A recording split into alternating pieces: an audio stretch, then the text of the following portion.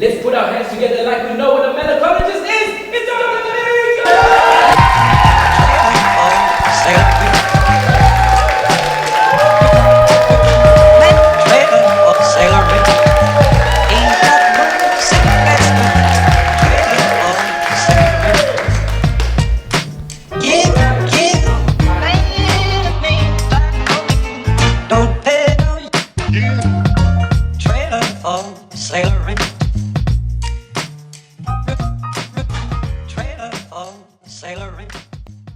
Dr. Mary Cole.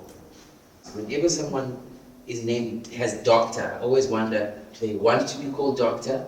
Or is it something that they try and, you know, like Superman wants to fit in with us, but you are a doctor. Whatever makes you feel happier. I'm much more happier sitting next to a doctor than.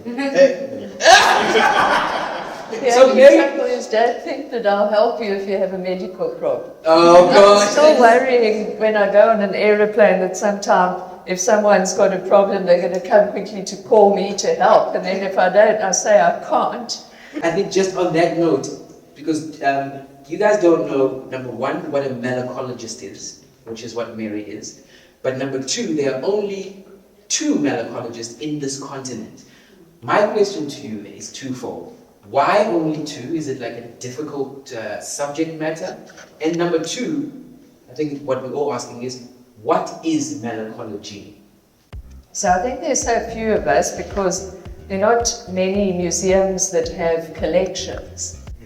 Okay, so malacology is the study of mollusks. So that's snails and seashells. So we have one, a good mollusk collection that goes back as far as our beadwork collection does, that Jerry spoke about. And the biggest collection though in South Africa, in fact it's one of the biggest in the Southern Hemisphere, is in Pietermaritzburg. So those are the 2 centers of malacology in South Africa and in fact in Africa. Because in other countries there aren't museums that specialize in mollusk collections. Snails, however, are a little bit different from things like birds and butterflies. Mary, I was about to say that because there's people in the audience watching saying, never. So in my head, how did you come to care? So most of the snails, actually, we don't, as you say, we don't even know they exist. But there are about 72 different kinds that you get between, say, Kids Beach and Prinsa.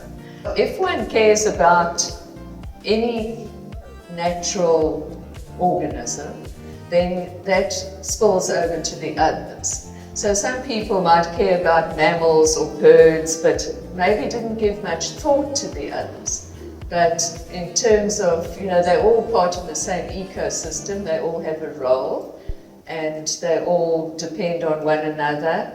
So, snails are also worth preserving.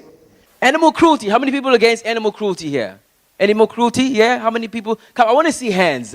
You guys are leaving me on the lurch here.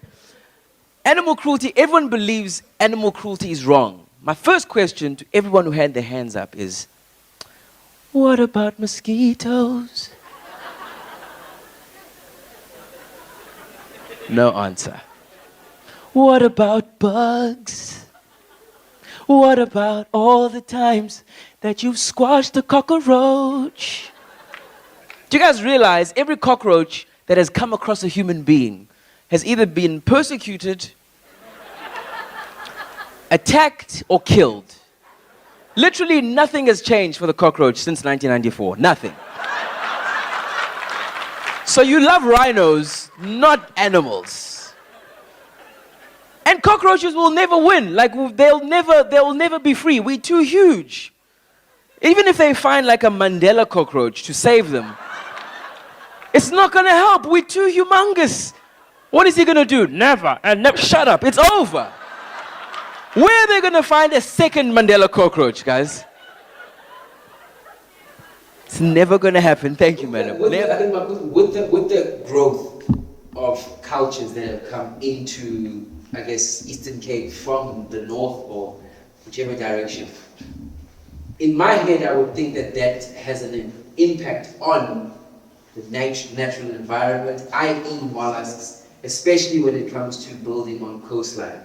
What has been the Eastern Cape's experience in terms of like what we were and what we have come to become because of migration? Yes, well, any development will displace what was living there before, so that's snails or other animals and plants. So from that point of view, certainly if people build in an area, then the snails will be wiped out of there.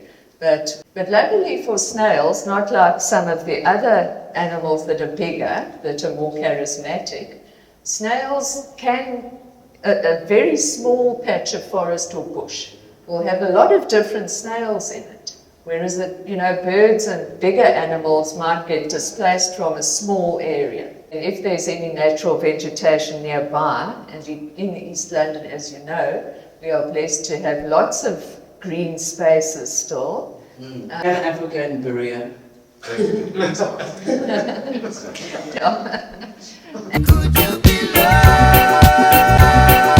And nature reserves and places like that. There are ways that one can help with, for example, planting indigenous gardens. So from that point of view, to answer, to go back to your initial statements, the fact we've still got small patches of green spaces and reserves is a good thing for snails, because there will be lots of different ones living in those places. I love this. This is probably the first time we've ever been asked to do this, but round of applause for snails.